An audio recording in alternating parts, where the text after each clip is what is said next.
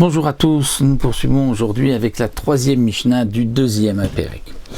Donc là c'est une Mishnah qui est un peu compliquée comme nous allons le voir, mais qui dans le fond, dans le sens du din de la halakha n'est pas compliquée, c'est juste donc des calculs parce que l'on doit réfléchir à toutes les possibilités, mais dans le fond le principe de la Mishnah est très simple. La Mishnah va nous parler donc à la suite de ce que nous avons vu dans la Mishnah précédente, que lorsque nous avons deux ken appartenant à une femme et à côté deux ken appartenant à une autre femme, donc ken stuma, où on n'avait pas précisé qu'est-ce qui sera khatat, qu'est-ce qui sera ola, donc il y a 4 oiseaux d'un côté, 4 oiseaux de l'autre, et nous avons vu que si un oiseau est parti d'un côté vers l'autre, donc les oiseaux de droite, il y en a un qui est parti à gauche. Nous avons vu qu'il est possède echad balichato et lui-même, comme nous avons vu, sera pasoul. C'est-à-dire que la Mishnah nous avait dit que lorsque un oiseau s'en va d'un groupe à un autre, donc il y avait au début 4 et 4, où il devait y avoir 2 khatat et 2 ola, 2 khatat et 2 ola, et qu'il y a un oiseau qui est parti, donc nous avons maintenant 3 et de l'autre côté nous avons 5, et bien sûr on veut sacrifier le maximum d'oiseaux, alors le din sera que celui qui s'est envolé est pasoul, bien sûr on ne sait pas c'est lequel, donc il y en a un dans les 5 qui est pasoul, et il y en a un dans les 3 qui restent, qui sera aussi pasoul, qu'on ne pourra pas sacrifier. Pourquoi ? Puisque comme on veut sacrifier le maximum d'oiseaux, donc ce qu'on va faire, c'est que dans le groupe de 5, maintenant, nous allons faire 2 khatat et 2 ola.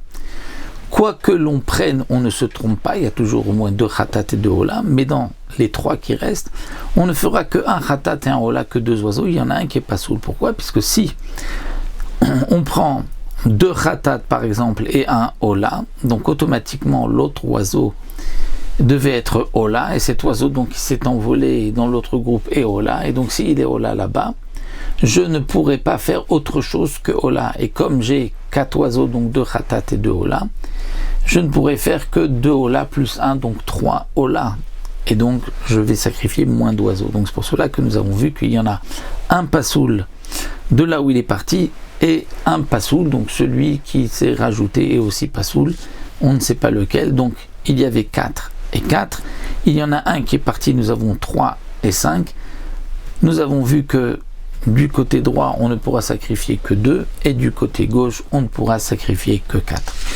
Et donc la Mishnah avait dit aussi, s'il y a ensuite un retour d'un côté à l'autre et des allers-retours, le principe sera toujours le même, on fera toujours ce même calcul pour être sûr que on ne va pas donc fixer un korban ou le couple deuxième de ce korban qui ensuite nous posera problème là où il s'est envolé. Alors la Mishnah ici va nous enseigner le cas suivant. Donc on parle ici de 7 groupes, 7 femmes.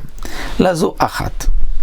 Donc la Mishnah vient nous parler ici d'un cas d'école pour que l'on puisse bien comprendre qu'est-ce qui s'est passé. Nous avons lazo achat, lazo shtaim, lazo shalosh, lazo arba, lazo chamesh, lazo shesh, lazo sheva.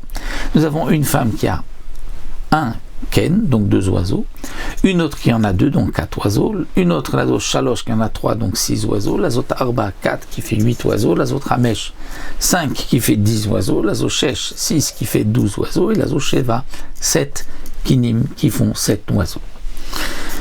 Donc normalement, chacune avec son korban, on va sacrifier la moitié khatat et la moitié ola. Puisque, tant que le kan est satoum, celle qui a 6 kinim, donc 12 oiseaux, il y en a 6 ola et 6 khatat. Maintenant, ce qui s'est passé, parach min harishona lashnia, il y a un oiseau du premier groupe, de celle qui a 2, il y a un oiseau qui est parti chez la femme où il y avait 2 kinim. Donc il y avait au départ ici 2 et à côté 4, il y a maintenant 1 et à côté 5. Mais l'oiseau, lui ou un autre, on ne sait pas, ne s'est pas arrêté là, donc l'histoire ne s'est pas arrêtée là, c'est qu'ensuite il y a un oiseau du groupe, donc de celle qui avait 2, donc où maintenant il y a 5, qui est parti, la shlichit, à celle qui en avait 3, qui en avait 6, donc maintenant elle en a 7. Et l'autre se retrouve avec le chiffre de 4. Et ensuite la révite, un oiseau qui est encore parti dans le groupe de 4. Et du groupe de 4, ensuite la Hamishit, et ensuite la Shishit, et ensuite la Shvit. Donc il y a un oiseau qui à chaque fois quitte le groupe. On ne sait pas si c'est le même ou si c'est un autre, ou s'il y en a un qui s'est promené plusieurs fois, ou si à chaque fois c'est un autre, on ne sait pas. Et donc on doit imaginer toutes les possibilités. C'est-à-dire, donc on va dire, dès qu'il y en a un qui est parti, donc on va dire, tiens, lui il est parti, l'autre il est parti, qu'est-ce que l'on va faire? Qu'est-ce qu'on va faire pour sacrifier le maximum d'oiseaux sans rentrer dans un problème où on va dire, tiens, mais on a pris plus. Et donc comme le principe était que nous l'avons vu, que dès qu'il y a un oiseau qui part d'un groupe, donc il y en a un qui est pas soul, et de là où il est parti, il y en a aussi obligatoirement un qui est pas soul, parce que si on le rend khatat, à ce moment-là, on bloque tous les autres, nous pourrons être ola, parce que il y a un ola quelque part, on ne pourra plus faire d'autres khatat, ou si on fait un en plus ola, donc son correspondant est khatat, et donc on ne pourra faire ensuite que les autres khatat, et pas plus, parce que sinon, s'il y a un ola, si on veut faire ola, on ne pourra pas, peut-être que c'est le khatat. Et donc la Mishnah va nous dire, donc normalement qu'est-ce qui se passe? Donc là le Barthénoura nous dit, bien sûr, si on fait nous-mêmes le calcul, si on s'arrête à 7, on va donc dire du premier où il y avait 1, on ne peut plus le sacrifier, ensuite le 2 où il y avait 4, qu'est-ce que l'on fera, etc. Mais la Mishnah continue, c'est que Chazar, c'est que ensuite il a refait demi-tour, c'est-à-dire qu'il y a un oiseau, lui ou un autre, qui est du 7, où donc il y avait 14 oiseaux, il y en avait maintenant 15, et bien il y en a un, le 15e, on ne sait pas lequel, est revenu là où il y en avait 12. Et ensuite, donc là il y en a maintenant 13, et un encore est parti là où il y en avait 10, il y en a maintenant 11, et ainsi de suite, pour qu'on se retrouve à la case départ, où on a donc la 2, la 4, la 6, la 8, la 10, etc. Quel est le din? Qu'est-ce que l'on va faire? Eh bien, la Mishnah nous dit, c'est simple. Possède echad balichato, echad bechazirato. Donc, il va, à chaque fois, l'oiseau pasoul, va rendre pasoul un de chaque groupe lorsqu'il y a un oiseau qui part. De là où il part, nous avons vu qu'il y en a toujours un qui sera pasoul. Mais lorsqu'ensuite il revient, il va aussi rendre pasoul à chaque fois un. Et donc, puisque c'est ainsi, qu'est-ce que l'on va obtenir? Donc bien sûr, là, le Barthénoura nous fait tous les calculs et nous dit, si tu vas sacrifier tant ou tant, voici ce qui arrivera. Alors la Mishnah nous dit directement, voici ce qui va se passer. Arishona Vashnia, la première et la deuxième femme, celle qui avait 2, donc un kan, la Zoachat, qui avait 2, et celle qui avait 2 kinim, donc 4 oiseaux, elles l'aiment cloum. Maintenant, elles n'ont rien, c'est-à-dire elles ne peuvent pas sacrifier de ces oiseaux.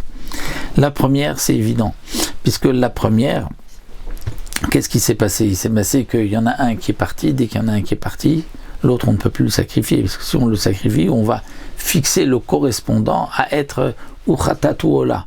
Et ensuite on ne pourra plus faire les autres choses que ce que le correspondant est devenu. C'est-à-dire que si on fait le premier Khatat, donc automatiquement son correspondant est Ola, donc l'oiseau qui est parti est Ola, on ne sait pas où il est, donc ensuite on ne pourra faire que des Olot. Et nous on veut faire le maximum de Korbanot, on veut faire aussi des Khataot.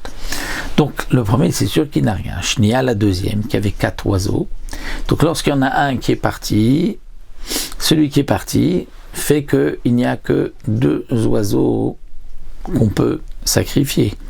Puisque celui qui est parti, il rend un pasoul. On ne sait pas comme on ne sait pas c'est lequel nous avons vu, donc il rend un pasoul. Et donc, ça c'était à l'aller. Donc lorsqu'ensuite il y a le retour, la même chose. Donc la Mishnah nous dit, Arishona vashna elaim klum. La première femme, la deuxième n'ont rien. Ashlishit yeshla achat. La troisième qui avait 3 kinim, elle ne pourra faire maintenant qu'un seul ken, un en haut et un en bas. Arivit yeshla shtaim. La quatrième qui avait 4 kinim ne pourra faire maintenant que 2 parce qu'elle a perdu à l'aller et retour, elle a perdu donc 2 ken, comme nous l'avons vu, puisque c'est peut-être pas le même oiseau qui est parti. Achamishit yeshla shalosh. La cinquième, elle a donc maintenant que 3. Ashishit yeshla arba. Celle qui est 6, elle a 4. Ashvit yeshla shesh. Mais la dernière, elle a 6. Donc on remarquera que chacune a perdu 2. Mais la dernière n'a perdu qu'un seul ken. C'est normal, parce que la dernière n'est partie de cet endroit-là qu'une seule fois, lorsqu'elle a fait retour. Donc lorsque celui du 5 et du 6 est arrivé dans celle qui en avait 7, la dernière, Donc celui qui est arrivé, on ne peut pas le sacrifier, mais elle pouvait sacrifier les 14 oiseaux. Lorsqu'ensuite il y a un oiseau qui est parti, donc là effectivement elle a perdu un ken qu'on ne peut pas fixer, c'est pour cela qu'elle en a 6. Tous les autres, donc comme nous l'avons vu, en ont moins. Alors, il y a juste un point que précise le Barthénora, c'est que la troisième, on ne comprend pas vraiment pourquoi elle a perdu 2. Normalement, elle devrait avoir perdu que un seul ken. Et de même pour la deuxième, Farshim en parle, et donc là, le Barthénora nous explique qu'en vérité, il y a une xéra juste. C'est-à-dire qu'on fait une xéra, étant donné qu'à partir de la 4e, il y a à chaque fois 2 cannes qui ont été perdues, et bien de même, pour la 3e, il y a 2 ken qui sont perdus, c'est pour cela qu'elle n'a qu'un seul, alors que c'est vrai qu'en vérité, si on fait bien le calcul, dit le Barthénora, elle n'aurait dû perdre que un seul. Alors pourquoi elle aurait dû perdre un seul? Puisque de ce qui a été à l'aller, effectivement elle a perdu 1. Mais lorsqu'il y a un retour, puisque l'oiseau qui s'était rajouté donc du 4e, de la 4e femme était revenu il y a un oiseau qui est arrivé dans celle qui est la 3e, donc il y avait 3 kinim, et ensuite de ces 3 là, il y en a donc un oiseau, parce qu'il y avait maintenant 3 ken, 6 oiseaux plus 1, donc 7, et il y a le 7e qui est parti là où il n'y en avait que 2 kinim, nous dit le Barthénora, mais lorsqu'il est parti 2, on a vu que En Lahem Kloum n'ont rien, donc on ne va pas le sacrifier. Donc si on ne va pas le sacrifier, donc normalement la 3e n'aurait pas dû perdre 2, elle aurait dû perdre que 1. Alors dit le Barthénora, c'est vrai, c'est une xéra, comme on a vu, que étant donné que la 4e, la 5e, la 6e va perdre 2, donc on a fait une xéra pour la 3e aussi. Alors, nous dit le Barthénora, pourquoi la 7e on ne lui fait pas perdre 2? Ça nous dit le Barthénora, c'est plus simple, étant donné que de la 7e n'est parti un oiseau qu'une seule fois. Ce n'est pas comme la 3e, 4e, 5e où elle est partie une fois et au retour aussi elle est repartie. Donc voici pour le premier din. Donc même si on ne rentre pas dans l'explication du Barthénora exactement, mais on comprend quel est le principe ici que nous dit la Mishnah. Donc chacune perd dans cet aller-retour 2 kinim. Donc la première et la deuxième n'ont plus rien, c'est-à-dire qu'on ne peut pas les sacrifier. La 3e pourra sacrifier que 2 oiseaux, donc 1 ken. La 4e qui avait 4 kinim pourront sacrifier que 2, comme nous l'avons vu puisqu'on en a perdu 2. La Mishnah ne s'arrête pas là. C'est que ensuite parach vechazar, si ensuite il y a un oiseau qui est reparti, qui est ensuite, une fois qu'on avait dit voici le din, celle-ci, puis il y a encore un oiseau qui est reparti et qui a fait le tour. Alors, il faudra dire ici, nous disent les Mefarshim, nous dit le Barthénora, que lorsque Parar Vechazar, c'est pas de la première et de la deuxième. Parce que de la première et de la deuxième femme que nous avons dit qu'il n'a plus rien, c'est-à-dire qu'on va les tuer. Donc si on va les tuer, on ne peut pas dire qu'ensuite un oiseau de la deuxième est parti chez la troisième femme. Pourquoi? Parce que si un des oiseaux était parti, c'est comme nous avons vu plus haut, que si un oiseau qui doit être tué se mélange avec un autre oiseau, avec un autre couple, d'autres kinim, on va tous les tuer, même s'il y en a 1000, puisqu'on ne pourra pas sacrifier quoi que ce soit, puisque peut-être qu'il doit être tué. Donc on ne parlera pas, dans ce parar vechazar qui s'est envolé, il est retourné, on ne parlera pas du premier et de la deuxième, mais de la troisième vers la quatrième. C'est-à-dire que la troisième que nous avons vue, qui avait perdu 2 kinim, et qui n'en a maintenant que un, donc un khatat et un ola, et il y a un oiseau qui est parti. On ne sait pas lequel, peut-être que c'est cet oiseau-là, des 2, peut-être que c'est des 4 autres qui sont, que nous avons vus, qui étaient donc psulim. Donc, c'était de la 3e à la 4e, la 4e à la 5e, ensuite la 5e à la 6e, la 6e à la 7e. Donc, posel echad balichato vechad bechazirato.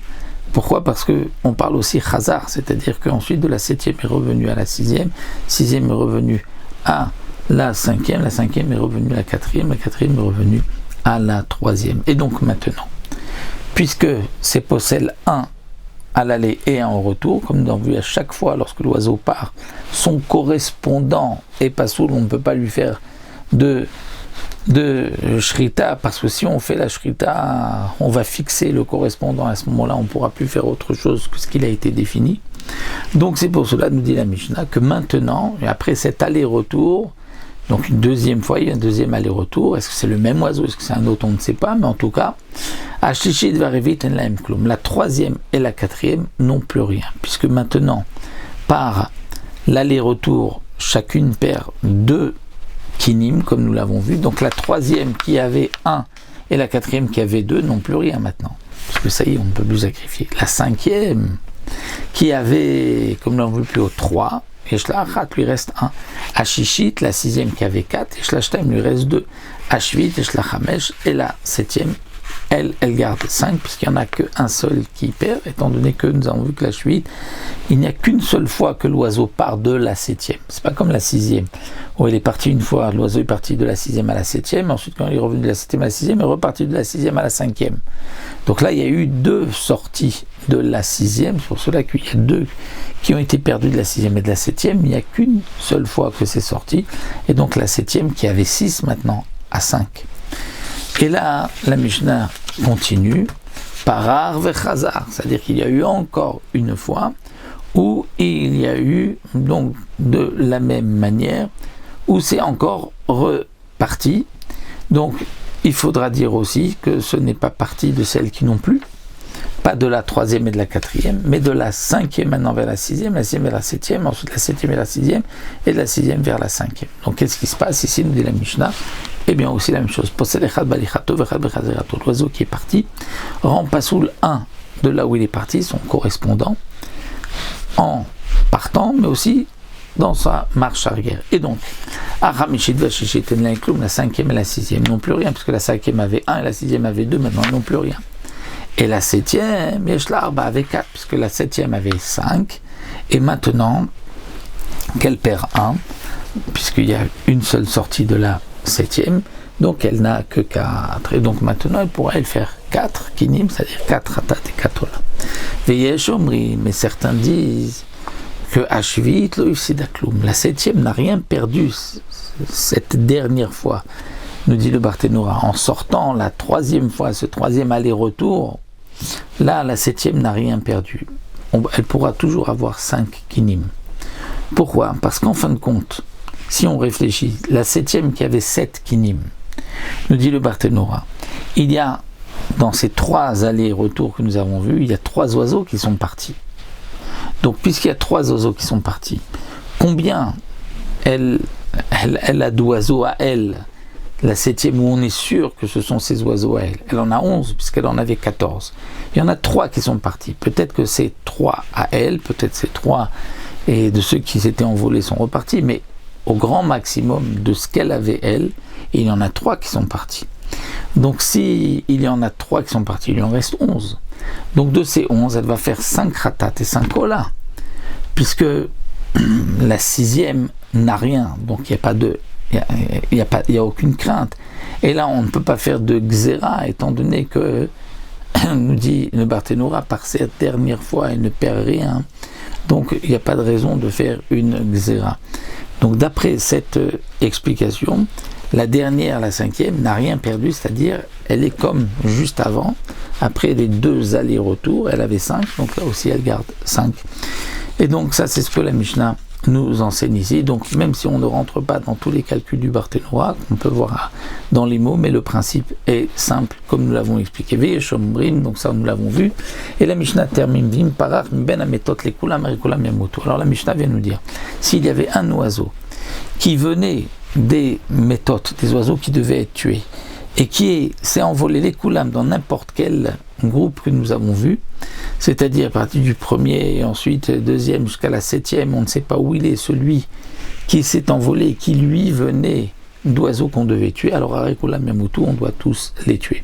Et donc là aussi, d'après le Barthénora que nous avons vu, ça inclut que si on avait défini que la première et la deuxième n'ont plus rien, qu'on doit tous les tuer, si ensuite un de ces oiseaux s'est envolé, eh bien tous les autres seront psulim et on devra les tuer, puisque dès qu'il y en a un qu'on doit tuer, on ne peut plus égorger aucun oiseau, puisque c'est peut-être cet oiseau qui devait être tué. Donc voici pour cette troisième Mishnah, qui est une des Mishnahot les plus difficiles de notre Masechet, mais que Baruch Hashem de m'expliquer d'une manière, c'est vrai, générale, mais le principe est simple, Ensuite, on peut prendre un stylo, un crayon et essayer d'imaginer toutes les possibilités. On verra que les Chachamim ne se sont pas trompés. C'est exactement le din qui ressortira après avoir fait tous les calculs possibles.